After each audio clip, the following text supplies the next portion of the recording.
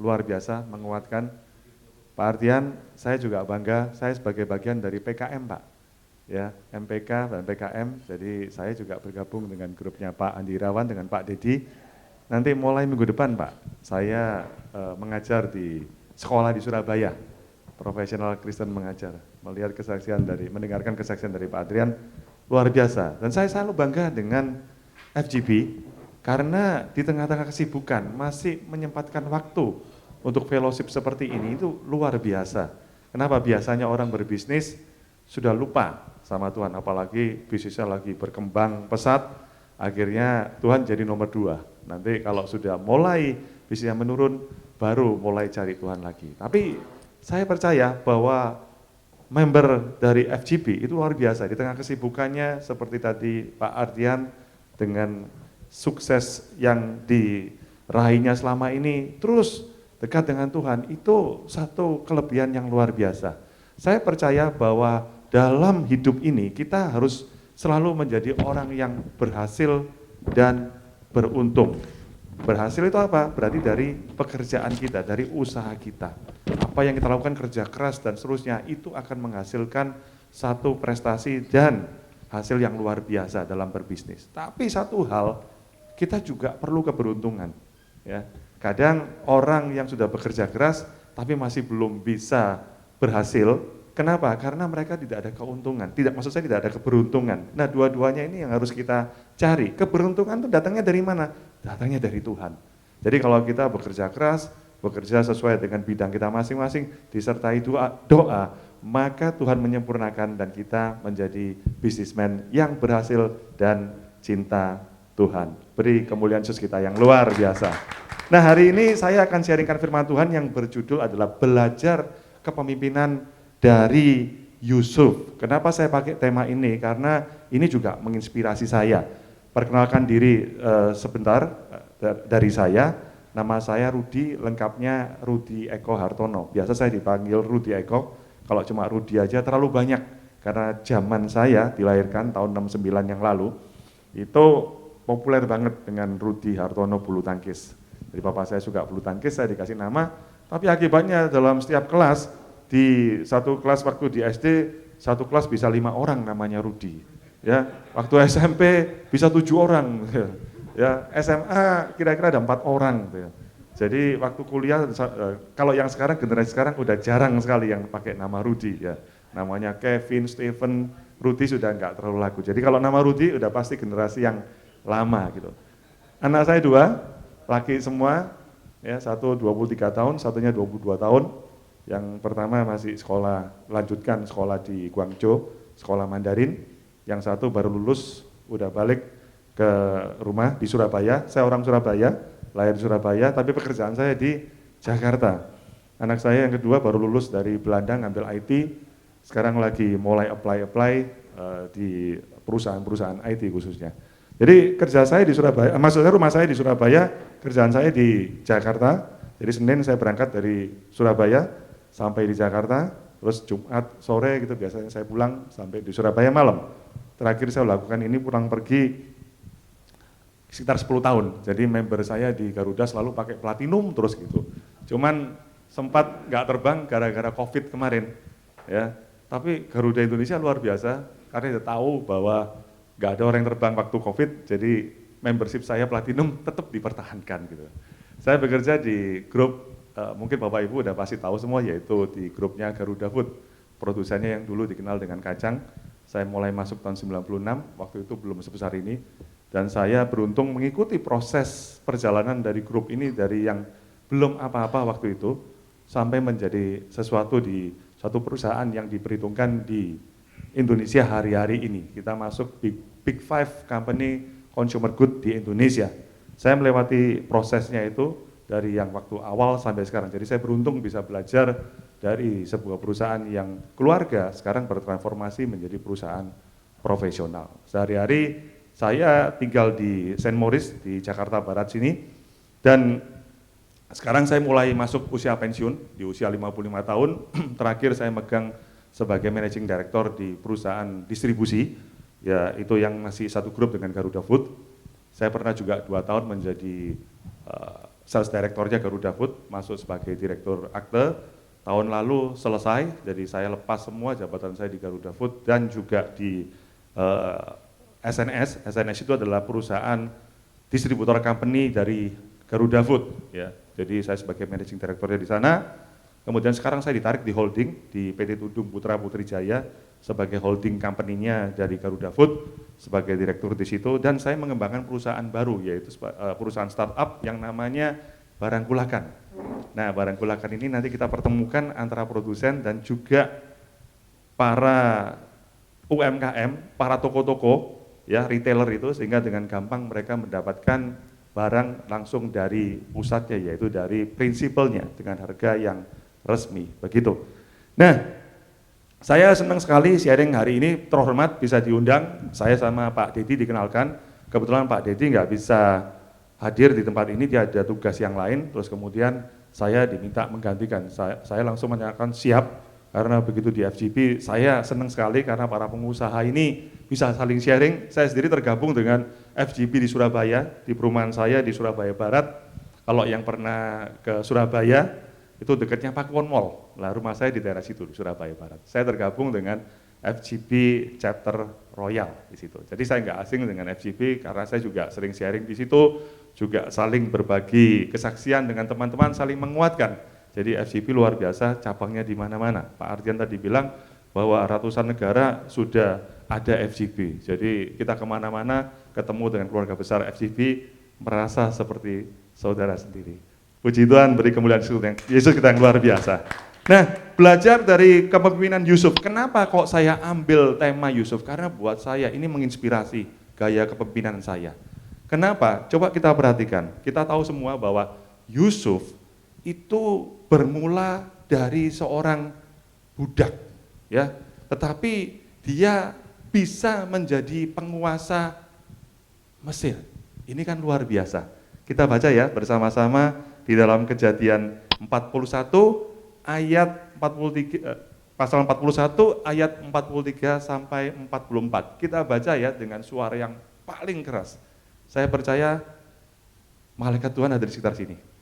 Ya. Siapa yang nanti bacanya paling kuat, diuncali berkat. Tahu diuncali? Diuncali itu bahasa Jawa. Kadang-kadang bahasa saya masih medok banget, dilemparin berkat. Ya. Mau ya?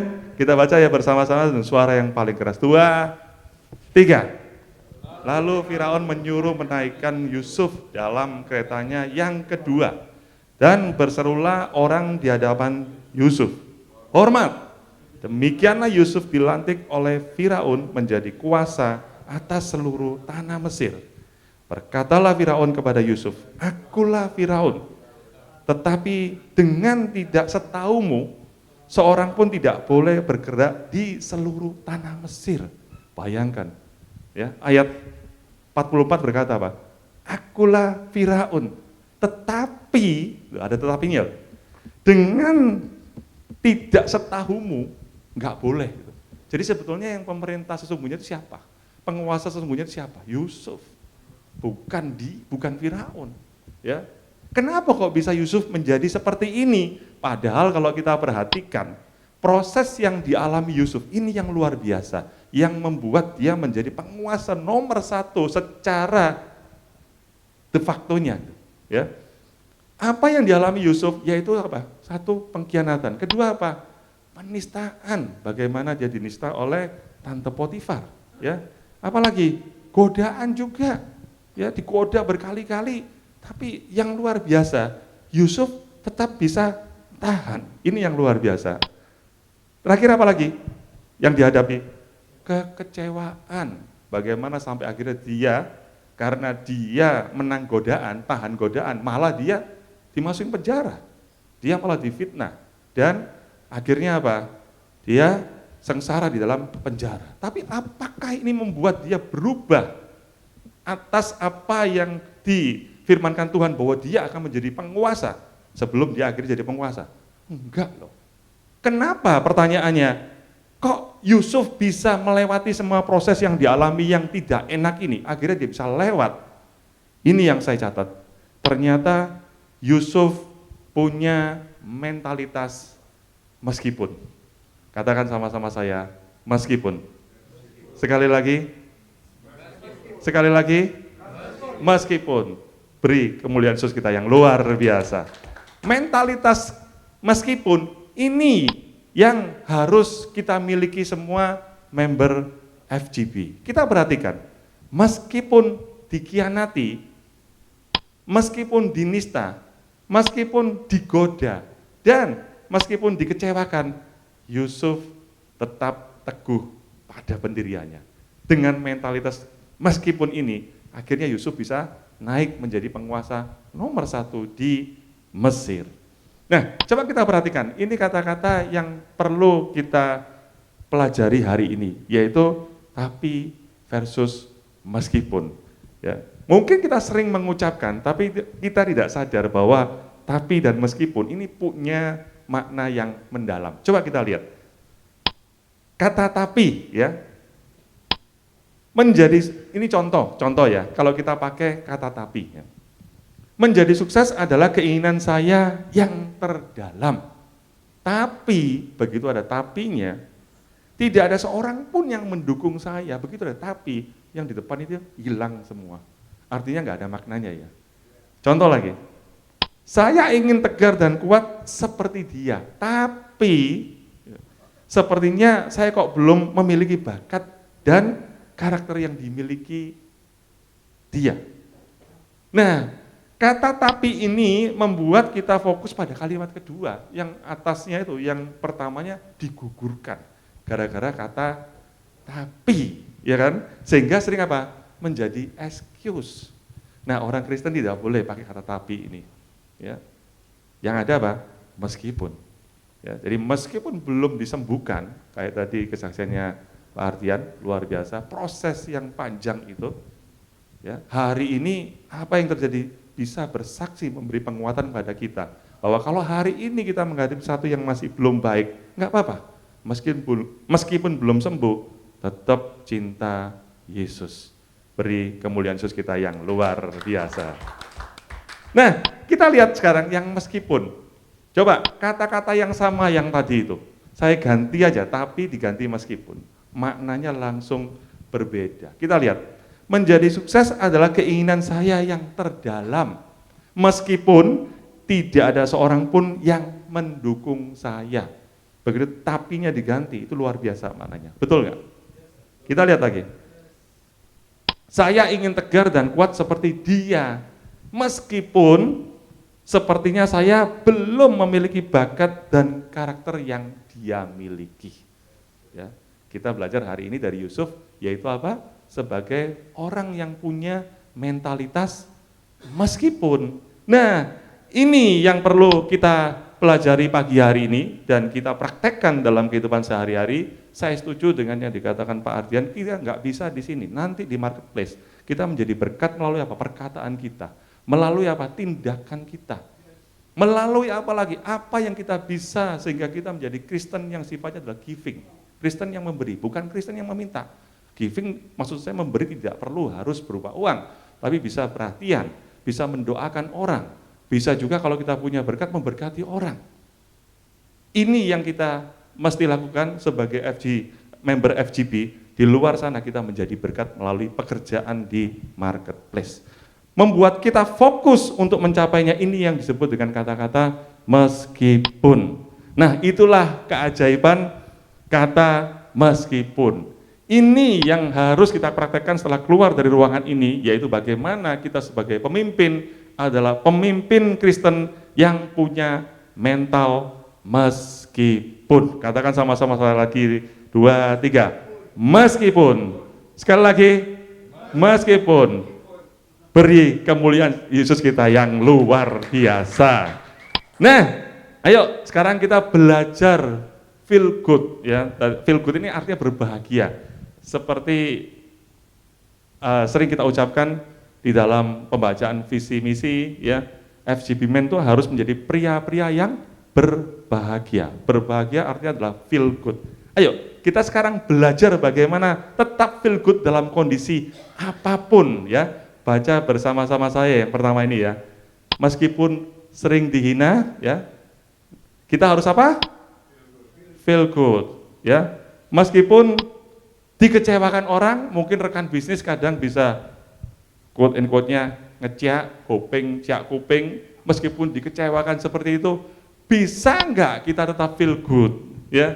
Nah, kita berlatih hari ini. Saya pun sendiri pada saat ngomong seperti ini, apakah saya bisa dengan gampang ngomong feel good pada saat dikecewakan? Belum tentu. Di sini kita saling belajar. Ya, pada saat saya menyampaikan seperti ini, saya menyiapkan yang kemarin, kita pun tahu bahwa hari-hari ini semua bisnis menghadapi tantangan yang luar biasa.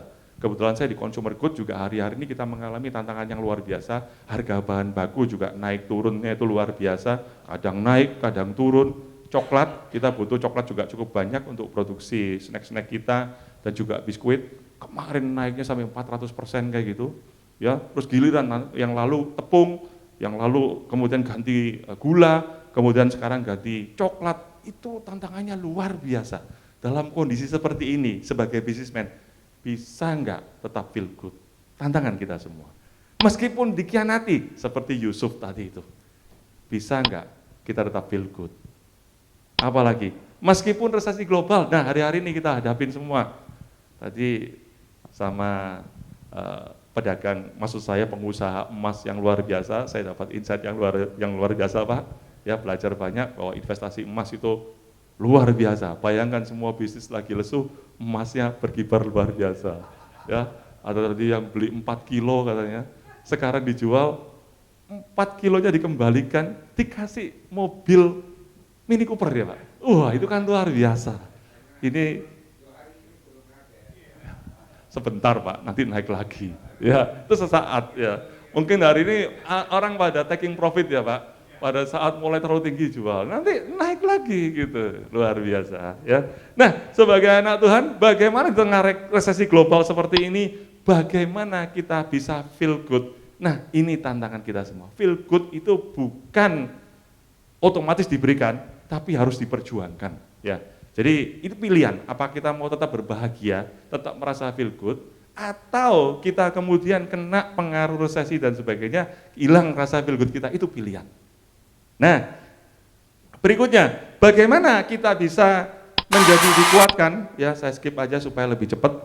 Nah, pelajaran dari kepemimpinan Yusuf yang kita bisa petik hari ini apa? Ada 5 poin yang saya bisa catat dari suksesnya dari seorang budak menjadi penguasa di Firaun, maksud saya di Mesir, bahkan bisa lebih tinggi dari Firaun. Apa itu? Yang pertama, ternyata Yusuf ini punya visi. Katakan sama-sama saya, punya visi. Sekali lagi, Yusuf punya visi.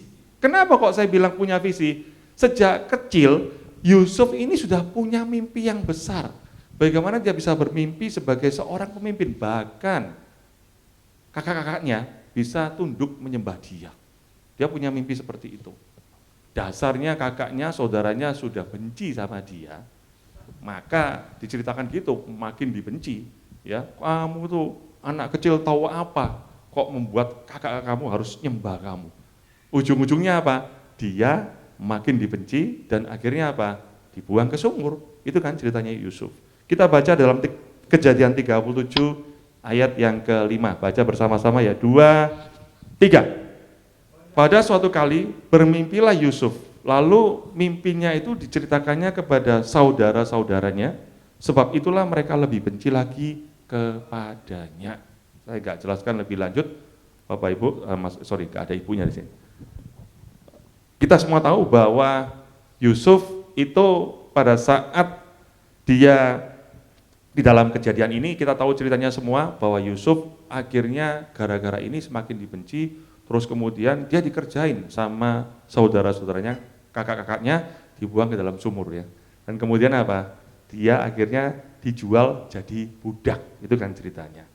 Nah, kenapa kok mimpi ini penting sekali? Karena seorang Walt Disney, dia bisa men-create atau menciptakan bisnis yang sampai hari ini luar biasa, yaitu Walt Disney Company dengan film-filmnya yang terkenal, bahkan juga membangun taman impian seperti yang di Ancol sini, tapi kelasnya dunia, ada di mana-mana, ya. Itu dimulai dari mimpi. Bayangkan semua kalau yang kita masuk di film-filmnya dia, itu kan semuanya seperti seolah-olah mimpi jadi kenyataan dalam apa? Sebuah film. Kalau kita nggak pernah punya visi, nggak pernah punya mimpi, nggak bisa jadi kenyataan. Tapi bedanya yang kita nggak boleh sebagai orang Kristen adalah sebagai pemimpi. Pemimpi itu maksudnya bedanya dengan visioner. Pemimpi itu cuma tugasnya, kerjaannya mimpi, tapi nggak pernah bekerja. Itulah pemimpi. Tapi kalau seorang yang visioner punya mimpi, diterjemahkan dalam apa? Tindakan nyata, gimana caranya mencapainya dan akhirnya berhasil. Tapi dimulai dari sebuah mimpi. Yang kedua, bagaimana Yusuf ini bisa menjadi penguasa di Mesir? Karena dia tipe kepemimpinan yang tulus. Bagaimana diceritakan di Alkitab, yaitu di Kejadian 37 ayat yang ke-16 ya. Kita baca bersama-sama. Sahutnya, aku mencari saudara-saudaraku. Tolonglah katakan kepadaku di mana mereka menggembalakan kambing domba. Artinya apa? Yusuf ini meskipun dibenci sama saudaranya, dia tulus tetap mencari kakak-kakaknya pada saat menggembalakan domba. Dia bawa makanan dikasih ke saudaranya. Bagaimana dia meskipun dibenci tetap tulus mengasihi saudaranya. Itu yang membuat akhirnya Yusuf ini disukai, dikasih banyak orang. Pada saat dia dibuang ke dalam sumur, kemudian dijual sebagai budak di rumahnya Om Potifar, di situ dia apa? Diangkat sebagai kepala rumah tangga loh. Jadi semua urusan rumah tangga, kecuali istrinya tentunya ya, diserahkan kepada Yusuf. Ternyata si Tante Potifarnya merasa, loh kenapa aku nggak kamu urus saja sekalian? Ya, kok cuma rumahnya? Dia menyerahkan diri untuk diurus. Untungnya Yusuf nggak mau. Kalau dia mau, dia bisa dibunuh tuh sama Om Potifarnya kan. Ternyata dia bisa lolos. Nah, bagaimana ceritanya Yusuf ini bisa tulus? Karena dia benar-benar dari awal menjadi pribadi yang luar biasa dan pribadi unggul. Dan dia punya ketulusan itu, akhirnya dia berhasil. Berbicara mengenai ketulusan, ada sebuah kisah yang luar biasa, yaitu suatu kali ada seorang pria tua dan istrinya itu memasuki sebuah hotel kecil di Philadelphia, ya. Tapi semua kamar terisi penuh karena kebetulan waktu itu ada 3 event besar yang ada di Philadelphia, sehingga semua hotel itu penuh. Mungkin pasangan suami istri ini tidak ada persiapan, mungkin begitu mendadak datang ke sana sehingga akhirnya nggak dapat tempat untuk bermalam. Tapi yang luar biasa, ada karyawan resepsionis satu orang ini, dia betul-betul kasihan kepada pasangan suami istri yang sudah cukup tua ini. Dia bilang, aduh mohon maaf banget, memang di seluruh Philadelphia hari ini hotel semua penuh, karena 3 event besar yang lagi berlangsung. Tapi saya nggak akan membiarkan Bapak Ibu tidak sampai punya tempat bermalam dengan waktu malam yang seperti ini. Mau nggak kamu pakai kamar saya saja? Ya, tapi ya sederhana, dia bilang gitu. Loh tapi kamu gimana? Oh gampang, saya nanti bisa join sama teman saya yang lain. Ibu, Bapak pakai aja kamar saya. Singkat cerita, pasangan suami istri ini ya mungkin dengan terpaksa, ya, tapi melihat kebaikan, ketulusan dari si resepsionis ini, dia merasa ini suatu kebaikan yang luar biasa, ya. Meskipun sederhana, tapi kalau dia nggak dapat kamar yang sederhana itu, hari itu mau bermalam di mana? Nah, singkat cerita, akhirnya dia bermalam dan besok paginya dia check out, mau membayar, dibilang nggak usah, ya, Bapak Ibu nggak usah membayar, ini gratis untuk Bapak Ibu. Si Pak tuanya merasa luar biasa, ada orang cuma reception, tapi dia bisa bertindak sebagai seorang manajer yang bisa melayani pelanggannya dengan baik. Si Pak tuanya bilang apa? Harusnya kamu yang memiliki hotel ini. Oh, dia merasa tersanjung juga si resepsionnya, tapi ya pikir ya cuman omongan gitu aja. Waktu berlalu, apa yang terjadi? Nah, 2 tahun kemudian si Pak tua itu mengundang si reception ini datang ya ke di Washington situ. Dia bilang apa? Inilah hotel yang saya bangun untuk kamu kelola. Ya, diundang di situ, ternyata adalah dia sangat respect kepada si reception tadi itu, diundang, dan setelah Pak tua ini membangun sebuah hotel yang luar biasa, dipanggil, diundang di situ, dikasih, inilah hotel yang saya bangun untuk kamu kelola. Dan dia diangkat sebagai GM-nya. Hotel ini terletak di antara Fifth Avenue sama 34th Street, New York. Saya belum pernah ke sana. Mungkin buat buat teman-teman di sini yang sudah pernah ke sana pasti tahu ini daerah yang luar biasa. Di situ pusat bisnisnya di daerah Washington katanya gitu. Nah, ternyata inilah pegawai itu namanya adalah Josh Charles Bott yang menerima tawaran dari William Waldorf Astor ya menjadi pemimpin dari hotel Waldorf Astoria, hotel terbaik di dunia.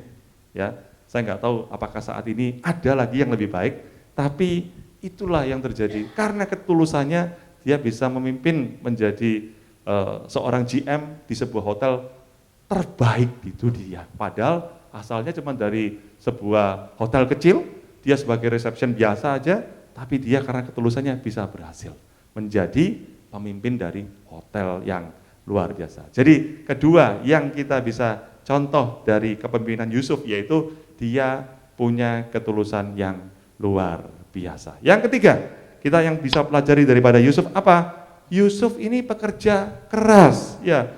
Yusuf disenangi oleh banyak orang, ya. Dimanapun dia disenangi. Di dalam rumahnya Om Potifar pun, karena mungkin dia kerjanya itu bagus banget, akhirnya dipasrahin dia. Seorang budak tuh. Budak itu kan kalau sekarang sudah gak ada, tapi kalau kita tahu bersama zaman dulu ya namanya budak, dia itu gak punya hak. Mau dibunuh apapun ya gak ada masalah zaman itu. Tapi seorang budak bisa dipercayai untuk bisa mengelola rumah tangganya dari Om Potifar, ini kan luar biasa. Kalau dia malas-malasan, ya saya nggak yakin dia bisa jadi diserahin kekuasaan atas mengelola rumah itu. Karena pekerja keras, tadi dibuktikan di rumah Om Potifar, dia diserahin suatu kekuasaan. Di penjara pun, dia juga dikasih apa? Kekuasaan loh, pegang apa? Kunci. Jadi kalau dia mau lari itu gampang, tapi dia enggak. Tetap di situ. Kita baca di dalam Kejadian 39 ayat yang ke-22. 2, 3. Sebab itu kepala penjara mempercayakan semua tahanan dalam penjara itu kepada Yusuf. Padahal Yusuf ini tahanan loh. Ya. Dan segala pekerjaan yang harus dilakukan di situ, dialah yang mengurusnya. Lagi-lagi, di dalam rumahnya Om Potifar, dia yang mengurus. Di penjara pun, dia dipasrah jadi pengurus. Karena apa? Yusuf bekerja keras, karena ketulusannya. Dia akhirnya apa? Bisa menjadi penguasa. Penguasa di tempatnya Om Potifar, penguasa di penjara, bahkan akhirnya penguasa di Mesir. Itu yang luar biasa. Yang keempat, bagaimana tipe kepemimpinan Yusuf? Ternyata Yusuf adalah tipe pemimpin yang mengampuni. Ya. Bagaimana dia pada saat ketemu sama saudaranya, pada saat dia menjadi raja di Mesir, ya, di dalam Kejadian 50 ayat yang ke-20, kita baca ya bersama-sama. 2, 3. Memang kamu telah mereka-rekakan yang jahat terhadap aku, tetapi Allah telah mereka-rekannya untuk kebaikan, dengan maksud melakukan seperti itu yang terjadi sekarang ini, yakni memelihara hidup suatu bangsa yang besar. Pada saat kelaparan terjadi, waktu Yusuf sudah menjadi raja di Mesir, saudara-saudaranya ini akhirnya datang ke Mesir, karena di Mesir itu satu negara yang tidak kelaparan saat itu. Kenapa? Karena Yusuf. Ya, Yusuf berhasil menerjemahkan mimpi raja, ya, sehingga saat itu rajanya ini merasa mendapatkan masukan yang luar biasa, sehingga Mesir saat itu bisa terhindar dari kelaparan karena Yusuf. Ya. Dengan demikian, semua sekeliling Mesir itu waktu itu pada saat kelaparan datang ke Mesir untuk apa? Tetap bisa hidup. Keluarganya, saudaranya, kakaknya datang juga saat itu. Dan mereka nggak nyangka kalau ternyata rajanya itu adalah adiknya. Setelah tahu, mereka menyembah sujud kepada Yusuf. Tapi yang Yusuf lakukan apa? Dia nggak dendam. Dia tidak melakukan apa? Balas dendam, dihukum kepada kakak-kakaknya, bayangkan dia itu dijebloskan ke sumur, dijual, itu kan luar biasa penderitaannya. Tapi Yusuf mau mengampuni, bahkan mengangkat saudaranya untuk bisa apa? Dipulihkan juga dari kelaparannya. Ya. Nah, dengan mengampuni ini, maka Yusuf sendiri tidak rasa dendam dan dia bebas menjadi penguasa di Mesir tanpa sakit hati. Kadang kita nggak sadar bahwa dengan kita itu dendam, maka yang menderita bukan orang yang kita musuhi itu, tapi kita sendiri. Kenapa? Pasti kita ada kebencian. Akhirnya pada saat kebencian itu mentransformasi tindakan kita menjadi orang yang tidak baik. Itu yang keempat yang bisa kita pelajari dari kepemimpinan Yusuf. Yang terakhir, bahwa Yusuf dalam kepemimpinannya itu selalu mengandalkan Tuhan. Kita baca ya di Kejadian 41 ayat yang ke-16. Ya, 2, 3. Yusuf menyaut Firaun, bukan sekali-sekali aku, melainkan Allah juga yang akan memberitakan kesejahteraan kepada tuanku Firaun. Pada saat dipuji sama Firaun bahwa dia bisa menerjemahkan mimpinya dari Firaun, yang akhirnya bisa menjadi solusi Mesir keluar dari bahaya kelaparan. Yusuf cuma bilang apa? Ini bukan karena aku, ya, tapi Allahku yang memberitakan kesejahteraan ini kepada tuanku. Jadi artinya dia bisa menerjemahkan karena hikmat dari Tuhan. Dan karena Yusuf selalu mengandalkan Tuhan, maka dia bisa menjadi penguasa. Hari-hari ini kita rasakan semua, ya, bagaimana bisnis ini penuh tantangan. Apapun yang sekarang kita jalankan bisnisnya, mungkin itu 20 tahun yang lalu, kondisi persaingan belum terlalu ketat seperti yang hari ini. Hari ini kita mau bisnis apapun, ya, ada teman saya yang pengusaha besi beton, ada pengusaha yang supplier untuk rumah sakit, ya. Dulunya dia mesin-mesinnya banyak dari Eropa, kemudian sekarang ini dari Cina barang masuk banyak dengan kualitas yang hampir mirip, tapi harganya bisa 20-30% di bawah. Lebih apa, Pak? Pakainya lebih bagus, bener Pak. Mobil-mobil hari ini Astra, ya, mungkin yang invest saham punya Astra. Astra itu kalau kita lihat laporan keuangannya bagus, ya, kinerjanya juga bagus, tapi hari ini sahamnya turun terus. Ya. Semuanya turun. Kenapa? Karena para investor tuh melihat bahwa Astra ini terancam luar biasa dengan mobil-mobil dari Cina. Ya, saya Februari lalu ke China, sempat mengantarkan anak saya yang sekolah bahasa di situ di Guangzhou. Sebelumnya tahun 2008 saya pernah ke sana. Tapi pada saat kemarin 2024 Februari lalu, saya lihat seperti langit bumi, berbeda luar biasa. Dan di situ yang dulunya di Eropa itu kita kenal sebagai negara yang aman gitu ya, makmur gitu. Sekarang berbeda loh, berbalik loh. Coba kalau kita ke Italia, kita ke Paris gitu, selalu ketakutan, kenapa? Dipegang ini terus kan, copetnya banyak banget. Ya. Apalagi di daerah menara Eiffelnya itu, terus kemudian di tempat perbelanjaan di daerah Milan sana, di daerah Italia, ketakutan luar biasa. Banyak cita-cita dari teman-teman kita yang kehilangan kan, dicopet, dan copetnya canggih-canggih, copetnya ganteng-ganteng, cantik-cantik, gagah-gagah gitu, jadi pencopet.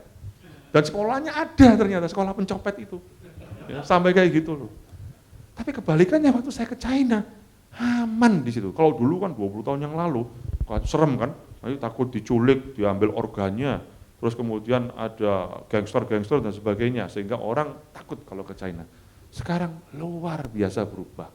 Mobil-mobil sekarang Cina itu pengekspor mobil terbesar di dunia loh, mengalahkan Toyota. EV-nya luar biasa. Makanya Astra di sini, kenapa? Bener Pak, bener. Bahkan di kota besar bisa lebih Pak.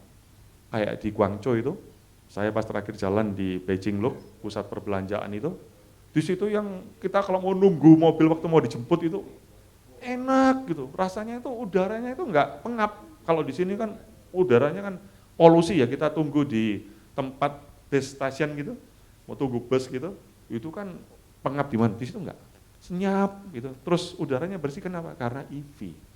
Makanya Astra itu juga terancam di sini bisnisnya. Kenapa? Karena pada saat nanti China itu mulai masuk, ya pasti dia kena.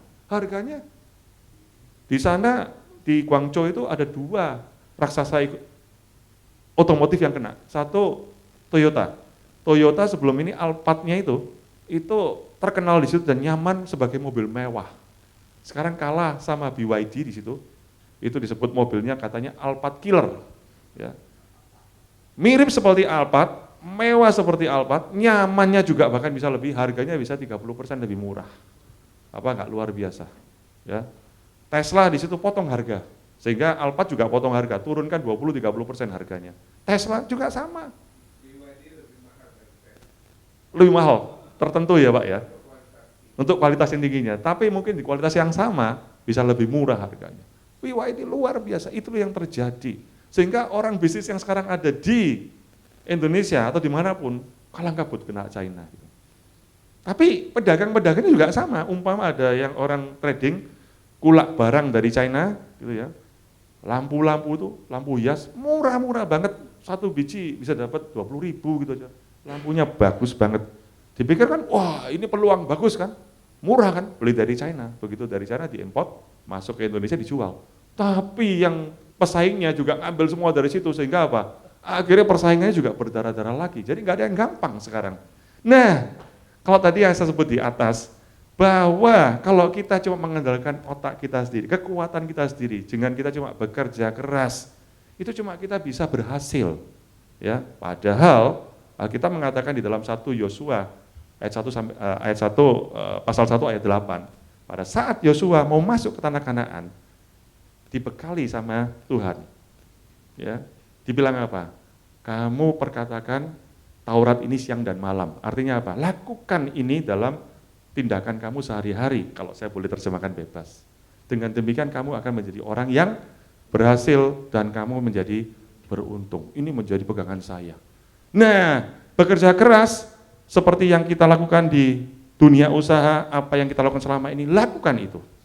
Kita mau training, kita mau melakukan yang namanya tambah ilmu, sekolah, harus, supaya kita bisa menjadi pekerja yang keras, pekerja yang smart, ya, dengan teknologi yang baru, semuanya kita juga ikut di situ, kita bersaing di situ. Tapi satu hal, kuatkan lagi keimanan kita, supaya kita bisa apa? Menjadi orang yang beruntung dengan apa? Caranya mengandalkan Tuhan. Artinya ada bagian yang bisa kita lakukan dan sisanya serahkan Tuhan yang menyempurnakan.